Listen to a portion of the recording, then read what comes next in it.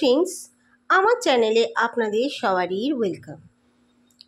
আমার নাম সুহানা। আমি আমার দাদু ঠাম্মির কাছেই বড় হয়েছি।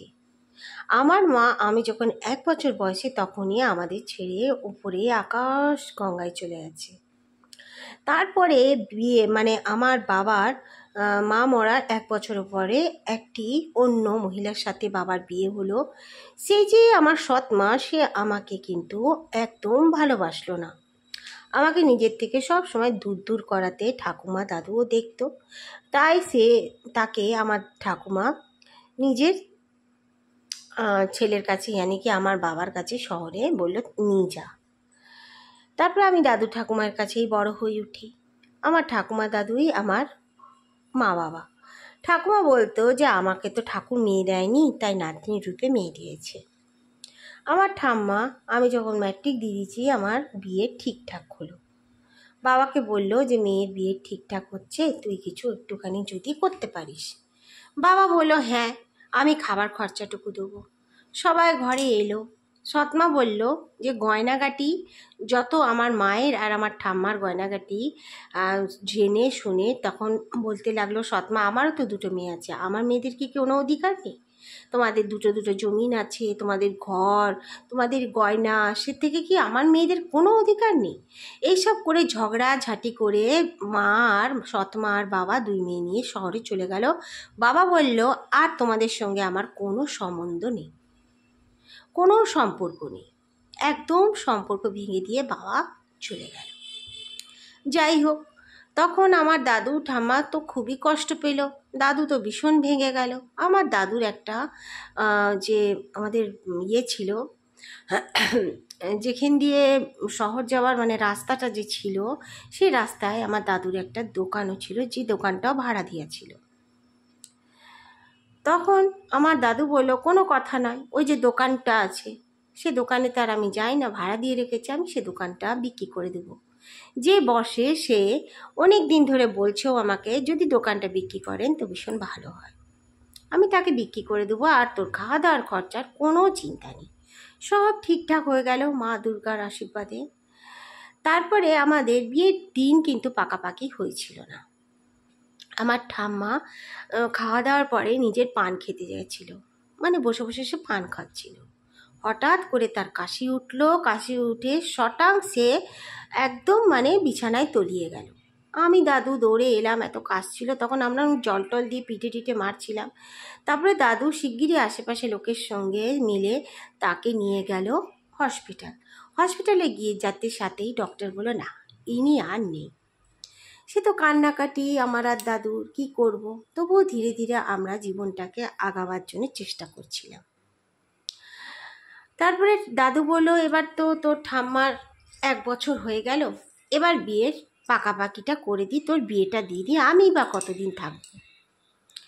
ঠাকুমার রাখা সেই গয়না আমি আর দাদু চারিদিক খুঁজলাম। পুরো যে আমাদের 5টা রুম ছিল ঘরের, ওথাল পাথাল করে আমরা খুঁজলাম। ওপরে একটা ছোট ঘর বানানো ছিল স্টোর রুমের মতন, সেখানেও খুঁজলাম, কিন্তু আমরা ঠাকুমার রাখা গয়না কোথাও পেলাম না। দাদু ভীষণ ভেঙে পড়ল।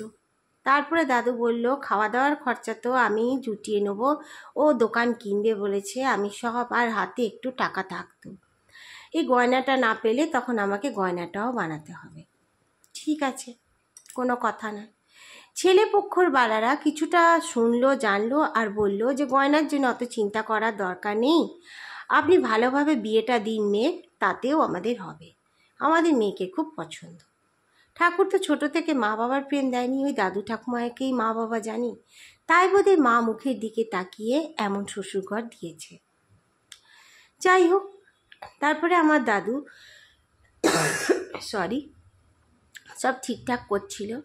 তবুও দাদুর একটা যেন মনে ভীষণ খুঁতখুঁত হচ্ছিল, কেননা একটা মাত্র নাতনি, তাকে বিয়ে দিচ্ছি, একটু গয়নাও দেবো না, একটু মান সম্মান থাকবে না? দাদু ঘরের কিছু কিছু ফার্নিচারও কিনে নিল যে আমাকে বিয়েতে দেবে বলে। বিয়ের আর বেশি দিন নেই, 15টা দিনই ছিল।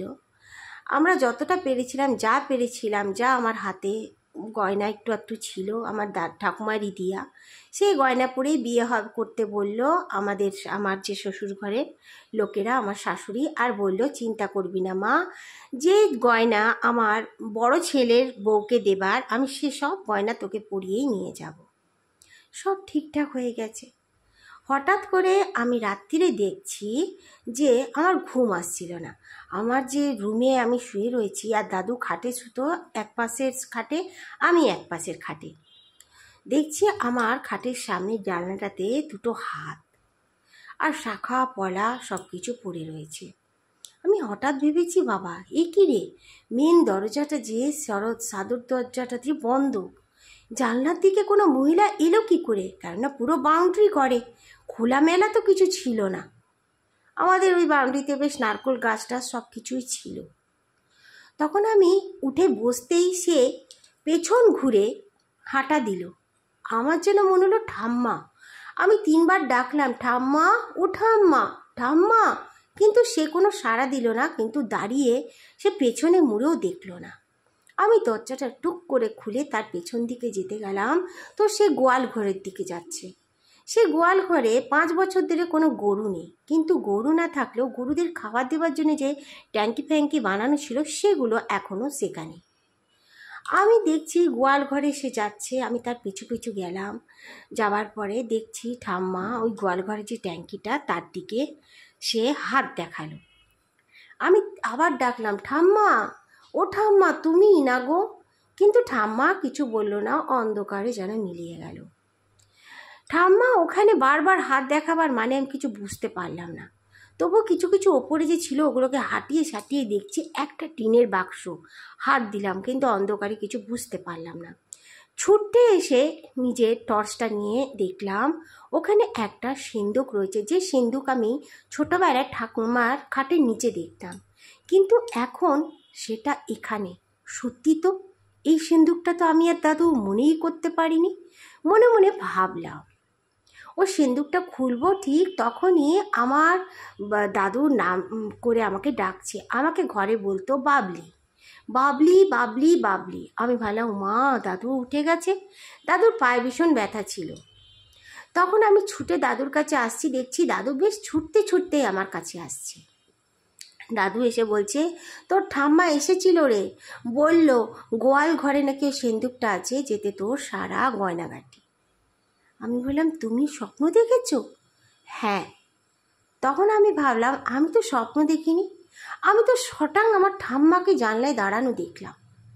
যা হোক, সে দুজনে নাতনি দাদু মিলে সিঁদুরটিকে ঘরে আনলাম। তারপরে খুলে দেখছি যাবতীয় যা গয়না আমার ঠাম্মার ছিল সব ওই সিঁদুরতেই রয়েছে। তাতে তো আমি আর দাদু খুব খুশি হলাম। আর দাদু বলল ও তুমি মারা যাওয়ার পরেও আমাদের হেল্প করতে এসেছিলে।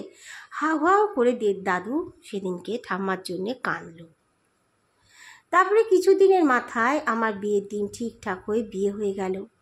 বিয়ের পরে আমার দাদু ভীষণ, আমি কি করব, ওই গ্রামেই বিয়ে হয়েছিলাম বলে দাদুর কাছে আমি প্রায় চলে যেতাম। এতে আমার শাশুড়ি আমাকে কিচ্ছু বলতেন না।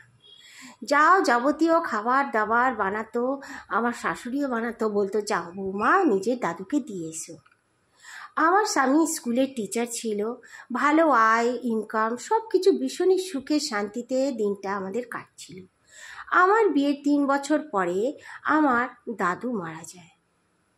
তারপরে আমি তো ভীষণ কষ্ট পাই, কিন্তু কি করব, দাদু ঠাকুমা দুজনেই চলে গেল।